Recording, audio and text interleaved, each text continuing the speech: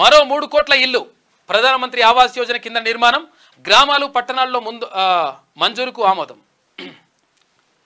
కేంద్ర మంత్రివర్గ తొలి సమావేశంలో నిర్ణయం. కోట్లాది మంది జీవితం సుఖమయమే లక్ష్యం. ప్రతి పౌరుడి మెరుగైన జీవితమే కర్తవ్యం.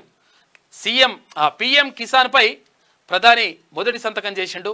రైతు సంక్షేమానికి మా ప్రాధాన్యం అని చెప్పేసి ప్రధానమంత్రి నరేంద్ర మోడీ అంటా ఉన్నారు. వచ్చే 5 ఏళ్లు వ్యవసాయంపై ప్రత్యేక దృష్టి. నిత్య విద్యార్థిగా ఉండడమే విజయ రహస్యం. ఇది ప్రజల పిఎంఓ అని చెప్పేసి ప్రధాని మోడీ వ్యాఖ్యానించిండు. ఇక రాష్ట్రాలకు 1.40 లక్షల కోట్ల రూపాయలు విడుదల చేసిండ్రు. తెలంగాణకు 2,900 కోట్ల రూపాయలు మంజూరైనాయి.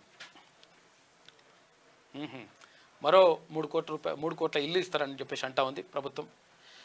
ఎన్నికల మేనిఫెస్టోలో ప్రకటించిన విధంగా భారీ ఎత్తున ఇళ్ల నిర్మాణానికి బీజేపీ సారథ్యంలోని కేంద్ర ప్రభుత్వం అడుగులు ముందుకేసింది. ఇక 3వ విడత ప్రభుత్వం ఏర్పాటయ్యాక సోమవారం ప్రధాని మోడీ నివాసంలో మొదటిసారిగా సమావేశమైన మంత్రివర్గం ఈ మేరకు నిర్ణయం తీసుకుంది. ప్రధాని మోడీ ఆవాస్ యోజన కింద గ్రామీణ పట్టణ పేదలకు 3 కోట్ల ఇళ్లను నిర్మించాలని చెప్పేసి కేంద్ర ప్రభుత్వం భావిస్తున్నట్టుగా తెలుస్తా ఉంది. నేను వైదొలగట్లేదు, నా వ్యాఖ్యలను పూర్తిగా వక్రీకరించారు. మోదీ కేబినెట్లో చోటు గర్వకారణం. నటుడు కేంద్ర మంత్రి సురేష్ గోపి అంటా ఉన్నాడంట.